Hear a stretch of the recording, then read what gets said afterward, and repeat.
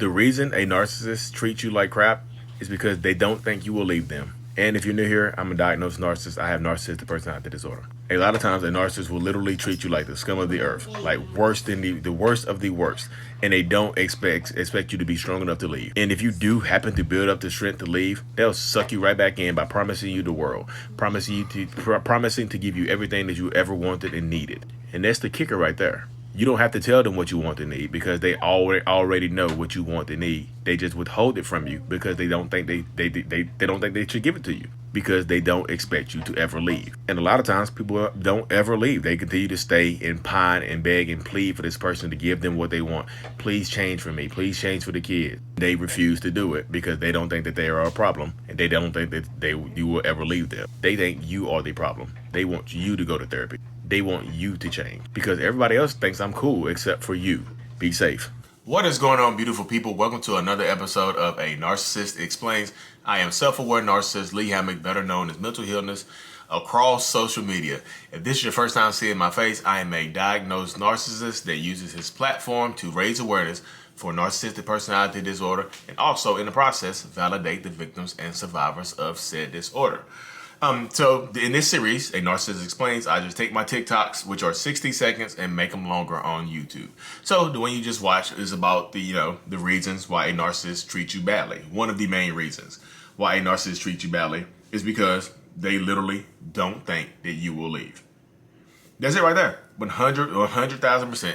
A narcissist treats you badly because they do not think you have the power or the wherewithal to walk out on them, to leave them. They always think that you're going to be there, no matter what they do to you, because a lot of times the patterns have proven that no matter what they do to you, you stick around. So it tends to escalate. If they cheat on you and you constantly forgive them, it tends to escalate. If they cheat on you and you're constantly forgiving the narcissist, like without any kind of change behavior, if they cheat on you multiple times, like I've talked to people on the one-on-ones where like they've literally just been cheated on multiple times. I caught him cheating 6 times, 6 different women, and I just keep forgiving him. I'm like, then why would you think he would stop doing it? What in your mind? Well, he tells me he's gonna stop. Like, what in your mind would think he or she doesn't mean I thought do think. What makes you think that he's gonna stop? What makes you think that the narcissist in your life is going to stop cheating on you if you can keep constantly forgiving them? Yeah, they just won't. They're not going to do it. There's this point blank period. Will not stop. You're gonna say like, listen to the song by Yellow Pain called "Once You Cheat." Once you cheat, you always cheat, and they're gonna continuously cheat on you because you allow them back into your life with because they boohoo cry or they cry, beg, and plead and things like that. They will just continue to ruin your life, and they do not care because they think you are okay with it, and they keep pushing the buttons because once the pattern continues for so long, they don't think you will leave. If they cheat on you, if they hit you, like some people get hit and don't leave. They don't call the police. They don't, they keep it to themselves because they don't want, like, one thing I noticed is like people like to protect the narcissist. Like, I just wanted to protect them. I didn't want anybody else to think negatively of them. I didn't want to paint them in a bad light to my family, no matter what they did to me. Like, they're cheating on me, beating on me, whatever. I didn't want to paint them in a bad light. And the narcissist knows that they're doing terrible stuff to you, and they can go around your family and smile in their face like they're treating you like gold or diamond or something like that. And then they don't think you're gonna leave. She's like, this is my point, my perspective. She's not telling anybody anything. Oh, she's bet she's not going anywhere because she's keeping it to herself, or he's keeping it to himself. You know what I mean? They're keeping it to themselves. Point blank period. So they don't think you're gonna leave. So they escalate. They escalate the things. They start cheating on you more. Just outwardly. They start hitting on you, screaming at you, belittling you more in front of people and things like that because they don't think you're going to leave. Because the patterns dictate you don't want to leave. And I know you're gonna say, Lee, it's the trauma bond. The trauma bond keeps us there and all this and that. And trust me, I understand the trauma bond keeps people there. I get it. Trust me. But like I said, the narcissist doesn't. Most narcissists don't know the trauma bond exists. They just know that they don't understand why you won't leave, but they don't think you will leave. So they keep doing more and more stuff to you. They keep doing stuff to pull you in and keep you closer to them by cheating on you. Highs and lows. It's not all. And one of the main things I hear is it's not all bad. Of course, it's not all bad. If it was all bad, you probably would leave. If there was no good times to hold on to think back to wish upon a star that they'll go back to. If there was no good times, then of course you probably would leave. Of course, there are good times, and then the good times are never as high or never as good as they were in the beginning. There are smaller good times, little love pops, not love bombs. You know what I mean? Just enough. And I call it, they call it breadcrumbing, or intermittent reinforcement. A little bit goes a lot further when you're unhappy. A hug means so much if you ain't been touched in a month. A kiss a kiss means so much when you haven't been kissed in 2 months. You know what I mean? It just goes so much further. So narcissists they know you won't leave. In the narcissist brain, they don't think you'll leave, and they know they can get away with doing a lot less.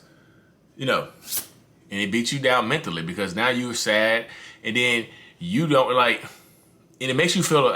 From the people I talk to, it makes them feel a certain type of way because you go around you bring a narcissist around your family, and the family loves them. Because you haven't told anybody anything. You've been internalizing everything. The narcissist is just smiling in your dad's face, or smiling in your mom's face, or smiling in your siblings' faces, and the whole time go home and beating you, cussing at you, screaming at you, yelling at you, belittling you, fat shaming you, body shaming you, whatever. You know what I mean? Whole time, because you want to protect them. The second you stop protecting them is the second you start taking your power back.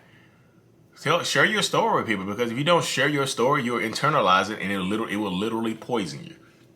Your story will begin to poison you. Your story, which could save your life, will begin to poison you and go the other direction. So you have to share your story. You stop trying to protect people who wouldn't protect you. If the shoe was on the other foot, would they do it for you? And you're gonna say, and it's absolutely not. No, they wouldn't. But I'm an empath, and I care about people. And being an empath is gonna get you manipulated for the rest of your existence by this person. Congrats on being an empath or codependent or whatnot. I'm an empath, Lee. We just care about people. Again, being an empath, I know a lot of empathic people that will leave. They don't put up with a whole bunch of stuff. Like, I'm an empath, this trauma bonder, and you just start feeding yourself to yourself, and you won't leave. Well, the reason I stay is because I'm an empath, and I think I can fix this person. More power to you, because that person doesn't think that person thinks that you are the issue. You're putting up with so much. It can't be that bad because you're still here. That's the line right there. It can't be that bad if you're still here. If you're so unhappy, why don't you just leave? You're still here then. You know what I mean? You're still here, aren't you? Because I wouldn't stay here. I wouldn't do it for you. Like, if I was going through this, I wouldn't stay here. Yeah, and that's the mindset right there. So you have to get out of that mindset of trying to fix people or trying to, or protecting people that wouldn't protect you. You know what I mean? And I just know there's people gonna say, "Hey, Lee, you're a narcissist. You don't understand protecting people." I understand not looking goofy in 2021. And I told you we're not looking goofy anymore in 2021. Protecting abusers for what? I'm doing it for my kids. No, you're not doing it for kids. You're doing it for you. You know what I mean? You're doing it for yourself. Because that's where it starts. It starts with self. Your kids will love you regardless. Power up, take your power back, take your strength back. 2021, this is the new year. Anyways, y'all, I hit 1 million followers on TikTok, which is insane to me. So my reach is, increasing. I'm just tired. I wasn't gonna post any YouTubes today, but posted one earlier. But here you go. Here's number 2. Like, subscribe to the channel. Let's get TikTok. Let's get YouTube to 1 million. I truly appreciate every single one of y'all. Mental Healness is out. Peace.